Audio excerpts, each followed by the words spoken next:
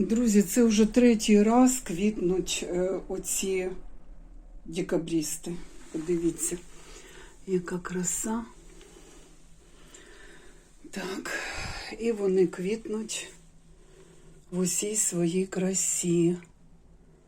Бутони, там за вікном бузок буяє, теж бутончики, бачите? Бутончики. Це той, який такого карамельного відтінку. Ну, а цей ви знаєте. Візьму так і вам покажу. Ось він який гарний. Це я, Сьома. Всім привіт! Сьогодні 29 квітня 25 рік, і ми з вами зустрічаємось у відео на розмовну тему. Хочу з вами поділитися дуже цікавими моїми спостереженнями, але трішечки пізніше, а зараз факти. Значить, ВОЗ в черговий раз робить прорив.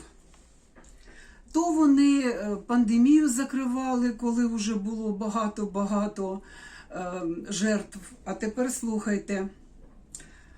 Молодість триває до 45 років. Елла Лібанова повідомила цікаві подробиці про демографічне старіння людства. Так, не українців там, не ще якась нація, а людство. Воно неухильно старішає. До речі, я дивилася це її інтерв'ю. Мені взагалі дуже подобається Елла Лібанова. Вона дуже класно розставляє всі крапки над «і». Так, сьогодні я постараюсь. Отже, Всесвітня організація охорони здоров'я ВОЗ змінила вікову класифікацію, тож молодість триває до 45 років. Значить, перша сходинка – молодість до 45 років. Друзі, хто народжує дітей в 40 років, ви молоді. Так і ми з Колею тоді думали, що ми молоді, тому що народжуємо в 40 років. Друзі, раніше, я знаю, при Радянському Союзі таких жінок, які народжували в такій віковій категорії, називали старородящая. Тепер такої класифікації немає. Отже, молодість до 45 років. Елла Лібанова зауважила, що демографічне старіння людства призводить до перегляду вікових меж. Якщо подивитися на вікові градації, запропоновані ВОЗ, то ми бачимо, що до 45 років це взагалі молодь, до 60 років це середній вік, до 60 років це середній вік. А не так, що деякі казали, ой, в 60 років старушечка. Друзі, 60 років це середній вік. І для чого я це говорю? Тому що в попередньому відео про диван, я там в нашому віці, а Коля мені потім уже після запису відео каже, ну ти загнула в нашому віці, ми ще молоді з тобою. Так само і я вважаю, друзі, ми молоді. Але середній вік.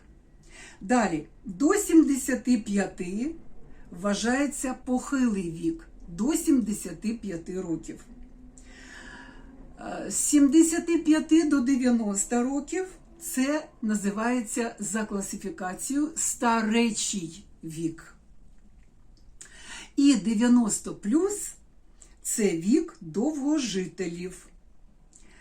Зміни у віковій класифікації можуть вплинути на соціальну політику, на пенсійні реформи в різних країнах. Лібанова також застерегла, що після завершення війни та відкриття кордонів українські родини можуть воз'єднуватись за межами України. За її словами, у разі закінчення війни і відкриття кордонів значна частина чоловіків поїдуть з України до своїх жінок за кордон. Мається на увазі ті жінки, які вже успішно там адаптувалися, інтегрувалися у суспільство. Друзі, Елла Лібанова взагалі любить цю тему, значить, повернуться, не повернуться, приїдуть назад, не приїдуть. Я слухала всі її інтерв'ю, вони цікаві, насичені фактами. Цей аспект ми поки що залишимо. Нам саме головне було градація по віку. Друзі, от така градація. Значить, дивіться, що я хочу вам сказати. Це потрібно державам світу для того, щоб переглянути вік пенсії, пенсійний вік. Комусь пощастило і хтось допрацював до 60 років і тепер пенсіонер. А далі, я знаю, що в Германії до 67 вже працюють. А далі буде збільшуватися і збільшуватися градація. Сказали, що через декілька років у 60 уже ніхто не вийде на пенсію. Ось така думка є у соціологів. Значить, що я хочу сказати вам, друзі? Абсолютно підтримую, тому що коли 60 років і ти називаєшся пенсіонер, це якось трішечки дико, тому що ти ж повний сил, енергії і ти працюєш. Друзі, і ще одна немаловажна деталь, що коли людина вже сідає на пенсію, от візьмемо жінку 60 років, яка працює, і жінку 60 років, яка сіла на пенсію. Це дві різні жінки, зрозумійте. Та, яка працює, вона собі продовжує молодість. Вона енергійна, вона з амбіціями, амбіціозна, вона ще прагне до мандрів, до кипучої роботи, до енергійного життя. Та жінка, яка в 60 років уже сіла на пенсію, як правило, такі жінки, на превеликий жаль, превращаються в бабушек. І тут, друзі, на допомогу отакій жінці, яка сіла в 60 років на пенсію, приходять оці хобі, оця радість життя, оце все. Якщо, друзі, у вас немає якогось захоплення, це тоді буде життя дуже-дуже скучно. Ви скажете, а як же онуки? Ось вона буде нянчити онуків, і, значить, все у неї буде добре.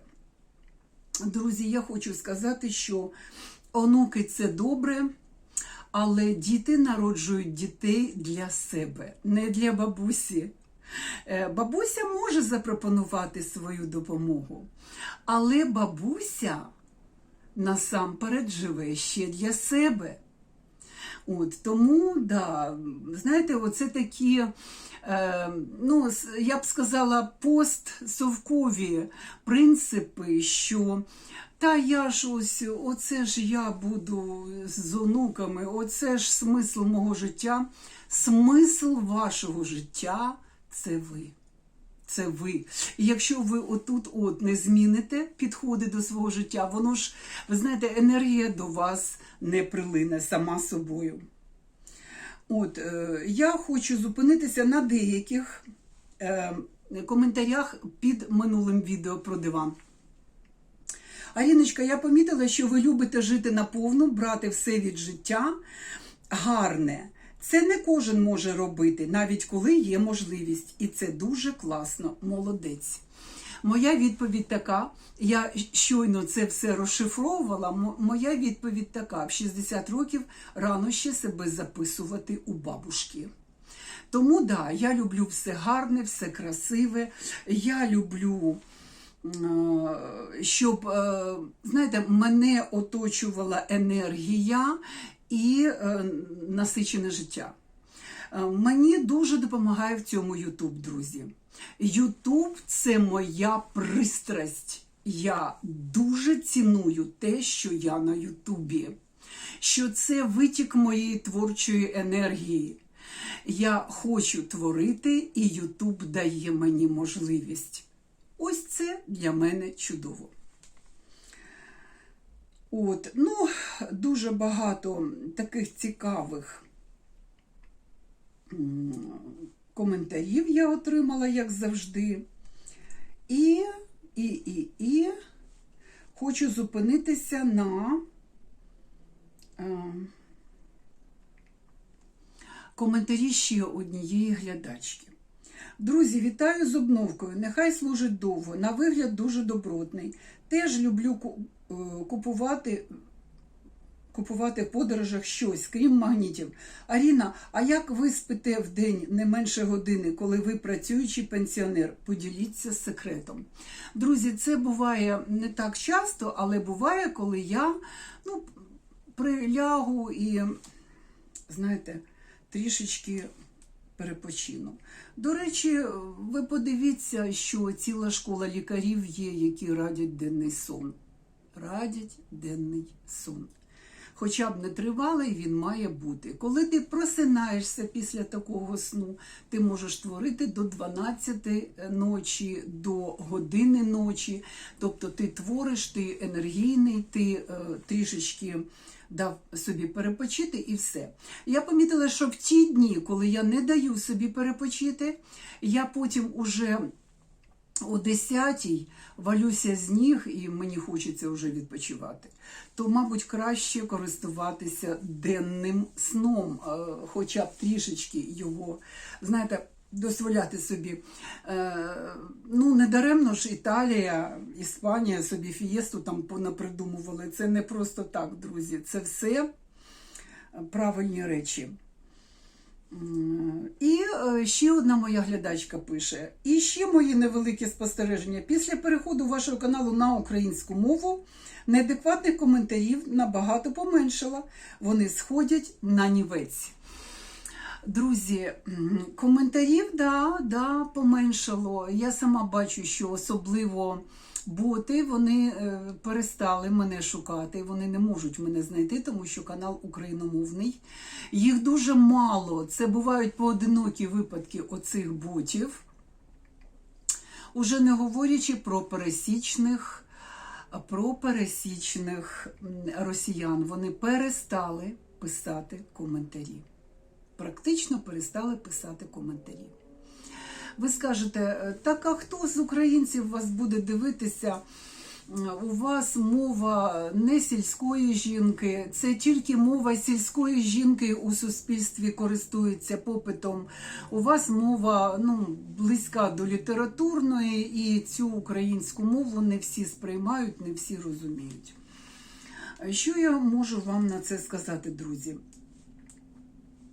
Так, мова в мене не є мовою сільської жінки. Не ображайтеся, друзі. Я ж нічого не маю проти. Мої слова завжди перекручують, перемусолюють. Я нічого не маю проти вас, сільські жінки. Я вас поважаю, ви трудяги. Але і я трудяга. Ви трудяги на землі, а я трудяга в своїй галузі. І якщо б не ми, отакі трудяги, то дітки суспільства були б не навчені і не виховані. Вони і так не дуже то виховані, ці дітки. Тому що батьки переклали все на школи, на учбові заклади і практично не займаються дітьми. Це факт. Мало батьків, батьки справжні, які віддаються своїм дітям, їх виховують, їх розвивають. Не ображайтеся, мало, і я знаю, про що я говорю. І взагалі, коли я піду зі своєї роботи, а це буде через 10 років, я вам тоді зніму такий ось відео таке, що ж у мене було на роботі, з чим я стикалася і з якими сюрпризами може стикатися пересічний педагог. Це дуже цікаво. Але не сьогодні і не зараз. Да, Галино, ви праві, що відпали російськомовні оці недоброзичливі коментатори, а їх же було стільки, що я хапалася за голову. Ну, по-перше, я їх дуже багато заблокувала. Ну, мабуть, біля 1000. Мабуть, біля 1000 ботів у мене заблоковано. Я їх, знаєте, позбавила їх роботи. Вони залишилися без роботи, тому що Аріна раз, і все, їх нема на каналі. Да, але, Галино, не тільки ж про ботів і про російських глядачів ми говоримо. Ми ще говоримо про наших українців. Є всяке. І я, знаєте що, як я завжди кажу, я ж не 100-доларова купюра, щоб всім подобатися. Звичайно, що сьогодні ти подобаєшся, а завтра тебе не дивляться, ти не подобаєшся. Так, є таке. Але я знаю одну коментаторшу. Маріна, вам привіт. Я думаю, що ви дивитесь мої відео, хоча й не пишете коментарі.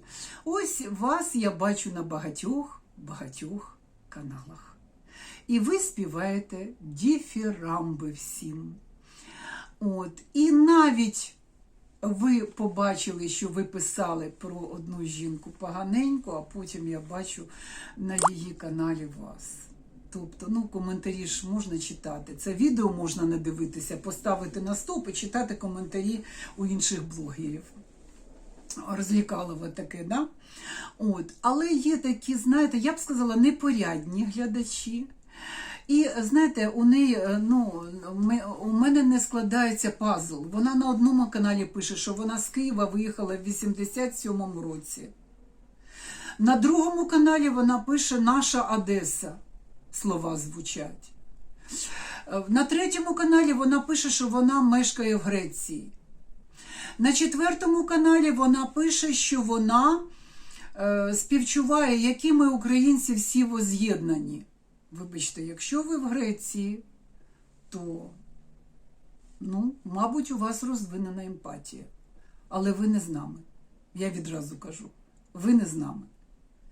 На одному каналі пише російською мовою, на другому пише українською. Ось, Галиночко, про що варто говорити? Про оцей флюгеризм наших коментаторів. Так? Тут вона тобі зізнається в любові, а через 4 місяці вона змінює кардинально свої думки про тебе. То я ж і кажу, Марино, я не 100-доларова купюра, але за вами смішно спостерігати. Тому що нікчемних блогерів і нікчемні ролики ви хвалите в своїх коментарях. Я читаю, я бачу. Все. З приводу коментарів розібралися. Я ніколи не буду ображатися. Я розумію, що коментатори будуть змінюватися. Але у мене є такі коментатори, які зі мною з першого дня каналу. Дякую вам. Дякую. Дякую, що ви з нами. Це приємно. Це ваш вибір. Ніхто вас не заставляє і не заставляв правильно дивитися канал. Значить, вам цікаво. Ось так от.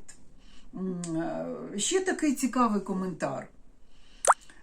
Привет с обновкой вас. Замершие магнолии символизируют, наверное, несбывшиеся чаяния, мечты, планы, весну, которую забрала зима. Но в то же время есть надежда на следующей весной это все расцветет, обновится природа и возродится жизнь. Вообще в этом году какая-то сверхсложная весна в психологическом состоянии. Была тяжелая атмосфера. К счастью, сделала перезагрузку и сменила обстановку. И я пишу: Алена, вы, наверное, куда-то ездили, спасибо за комментарий. Алена пише: еще за границей, в отпуске, чего и всем желаю. Друзі, я зараз вам скажу такі речі, я вас просто зараз приголомшу. Друзі, я зараз вам дещо хочу пояснити. Отак стану, щоб краще в мене було видно. Значить, друзі, справа в тому, що я для себе відкрила себе з іншого боку. От дивіться, Раніше для мене був прямо смисл всього мого життя мандрувати, подорожувати. І ми постійно були на валізах, ми постійно мандрували, постійно кудись їхали, летіли, щось таке робили. Ви знаєте, зараз я прийшла до такого моменту в своєму житті, коли мені вже і не дуже цікаво подорожувати. З чим це пов'язано? Можливо, з моральним виснаженням 4-й рік війни, а можливо, це просто правильне ставлення до життя. Воно вже мандрувалося, воно вже бачилося, все, що потрібно і все, що цікаво. І скажіть мені, їдь, візьми квиток і їдь. І я буду думати, друзі, хоча в мене бронь на літо. Подивимось, чим це все закінчиться. Але якщо вже у блогера зміна пріоритетів у житті, можу собі уявити, що у коментаторів. І ще хочу вам сказати, друзі, старайтеся так, від життя брати щось цікаве і позитивне. Дівчатки, а тепер рубрика для вас «Мій лук».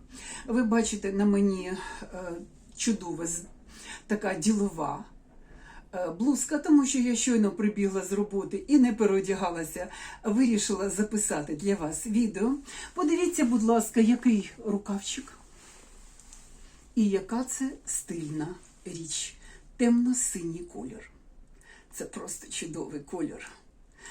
Так що, дівчонки і хлопчики, які в мене на каналі, ми з вами поговорили, подарували один одному усмішку, і це була мета мого відео. А ще хочу сказати про коментарів. Уже не буду зараз відкривати творчу студію. На першій позиції Україна 62%, а було 70%. На другій позиції, шановні, на другій позиції Росія 4%. На третій позиції раптом на моєму каналі випливла Індія. Індія 3,3%. Так це VPN чи що це за Індія? Хоча я вже знайшла 3 підписника реальних з Індії. Ну, але 3,3% це значна цифра. А далі тільки на 4-му місці іде Германія. Хоча Германія завжди була на 3-му місці. Потім іде Білорусь, потім іде Польща. Так, потім у мене йдуть Сполучені Штати Америки. Після Польщі, Польща, Америка, там однаковий відсоток, 1,1. Потім іде Болгарія, Болгарія до сих пір мене дивиться, от це рекорд.